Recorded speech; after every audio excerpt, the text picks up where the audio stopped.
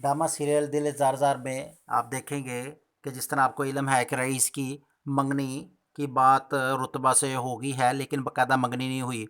बात होने पर बात होने पर आतिका मिठाई का डब्बा रेयान के घर भिजवा देती है, लेकिन रेयान की माँ चूँकि इस शादी पर राज़ी नहीं होती, इसलिए वो इसको भी एक इशू के तौर पर इस्तेमाल करती है। वो रेयान को कहती है कि देखो, इसने आतिका ने मेरी कितनी इंसल्ट की है। मैं समझती थी कि आतिका एक समझदार लड़की है, लेकिन इसका भी हाल दूसरी औरतों जैसा ही है। उसका काम था कि जब रईस की मंगनी की बात हुई है तो मुझे पहले कॉल करती, मुबारकबाद बाकायदा तौर पे देती और उसके बाद मिठाई का डब्बा भेजती। रेयान जब ये बात सुनता है तो अपनी माँ से कहता है कि अम्मा अम्मा, इतनी कोई बड़ी बात तो नहीं है। अगर उन्होंने मिठाई तो भेज ही दी, अभी तो बाकायदा कौन सी वो उन्होंने मंगनी की रस्म अदा की है, अभी तो सिर्फ बात ही हुई है। लेकिन रेयान की माँ चूँकि इस रिश्ते पर वैसे ही राज़ी नहीं है, इसलिए उसने हर बात के ऊपर कीड़े तो निकाल नहीं है। वो रेयान को कहती है कि नहीं, मुझे तो ये अपनी इंसल्ट महसूस हुई है, इनको तो बिल्कुल ही अक्ल नहीं है। दूसरी तरफ तैयबा जब रेयान को फ़ोन करती है तो रेयान उसका फ़ोन अटेंड नहीं करता। रेयान अपनी दोस्त लाइबा के साथ बातों में मसरूफ़ होता है। लाइबा उसे बार बार कहती है कि तुम उसका फ़ोन क्यों नहीं अटेंड कर रहे, जिसके ऊपर रेयान कहता है कि मैं उससे नाराज़ हूँ और ज़रूरी नहीं होता कि हर बात तुमसे शेयर की जाए। तैयबा इसी कश्मकश में होती है कि रेयान मेरा फ़ोन अटेंड क्यों नहीं कर रहा। वो उसके पीछे यूनिवर्सिटी चली जाती है। क्या देखती है कि रेयान तो लाइबा के साथ बातों में मसरूफ़ है।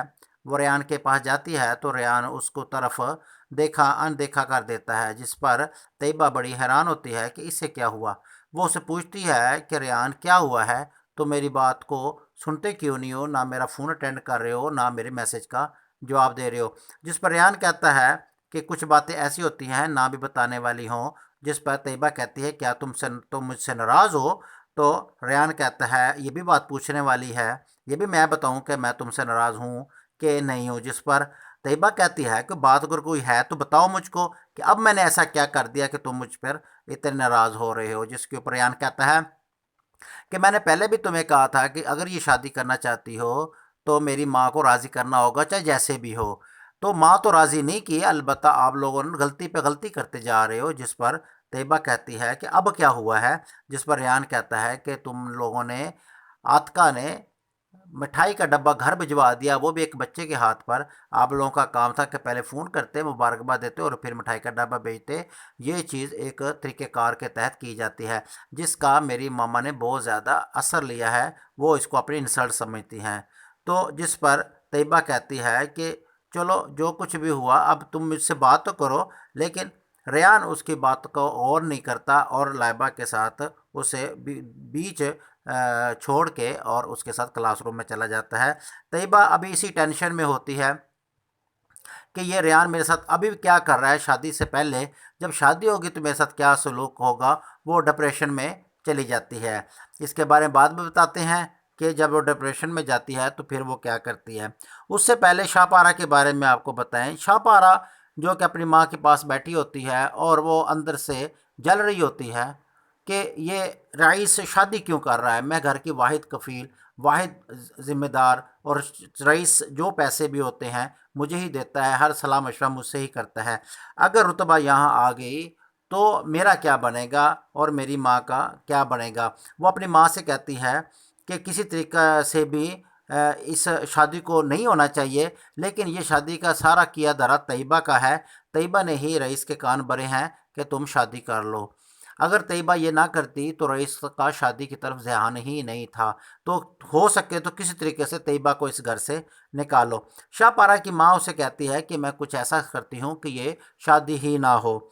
दूसरी तरफ आतिका कहती है रईस को कि अब तुम कब शादी की तरफ आ रहे हो, हम चाहते हैं कि तुम हैदराबाद आ जाओ और ताकि हम बात पक्की कर सकें।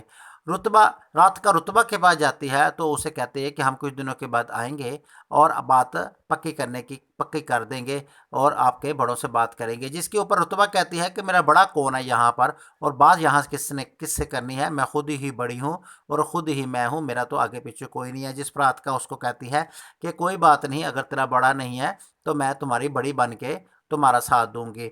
ये कह के वो رئیس کو فون کرتی ہے کہ تم کب آ رہے ہو تاکہ تمہاری بات کو باقاعدہ طور پر پکی کی جا سکے، جس پر رئیس کہتا ہے کہ نیکسٹ سنڈے کو میں آ جاؤں گا، جس پر عاتکہ بڑی خوش ہوتی ہے اور جا کے رتبہ کو بتاتی ہے کہ اب ہم سنڈے کو آئیں گے تاکہ تمہاری بات باقاعدہ طور پہ منگنی کی رسم ادا کر دی جائے۔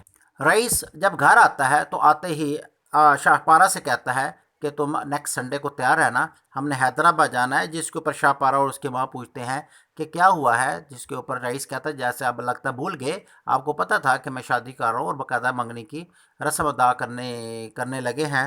تو جس کے اوپر شاہ پارہ کی ماں کہتی ہے کہ بیٹا میں آپ سے ایک بات کرنا چاہتی ہوں کہ یہ جو عاتکہ لڑکی ہے، یہ جو رتبہ لڑکی ہے یہ اچھی لڑکی نہیں ہے، جس پر رئیس کہتا ہے کہ آپ کو کس نے کہہ دیا کہ وہ اچھی لڑکی نہیں ہے، جس پر شاہ پارہ کی ماں کہتی ہے کہ جہاں اس کی شادی ہوئی تھی تو وہاں کے جو جاننے والے وہ سب میرے جاننے والے ہیں، ان سے میری آج صبح بات ہوئی ہے تو انہوں نے کہا کہ یہ جو لڑکی رتبہ ہے یہ اچھی نہیں ہے اور اس کا یہ جھگڑالو اور لڑاکی لڑکی ہے، اس کا پہلا شوہر بھی صرف ڈپریشن کی وجہ سے، اس کی روز روز لڑائی کی وجہ سے ڈپریشن کا شکار ہوا، اور ایک دن پھر اتنی زیادہ لڑائی ہوئی کہ یہی ڈپریشن اس کو چڑھ گیا اور وہ اس دنیا سے ہی چلا گیا۔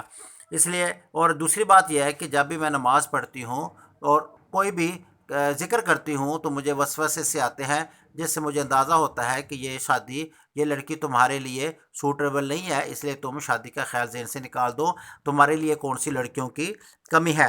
جس کے اوپر رئیس کہتا ہے کہ کیسے عجیب سے لوگ ہیں کہ دوسری زندگیوں کے بارے میں اتنی نالج رکھتے ہیں، خود اپنا پتہ نہیں ہوتا، اس لیے اس باتوں کو چھوڑے بلکہ آپ نیکسٹ سنڈے کو تیاری کریں اور جانے کی۔ یہ کہہ کے وہ ایک ATM کارڈ شاہ پارہ کو دیتا ہے کہ کسی چیز کی کمی نہیں رہنی چاہیے، سارا سامان پورا ہی ہونا چاہیے۔ جو یہ جب رئیس یہ کہتا ہے تو شاہ پارہ اس کی ماں منہ دیکھتے رہ جاتے ہیں۔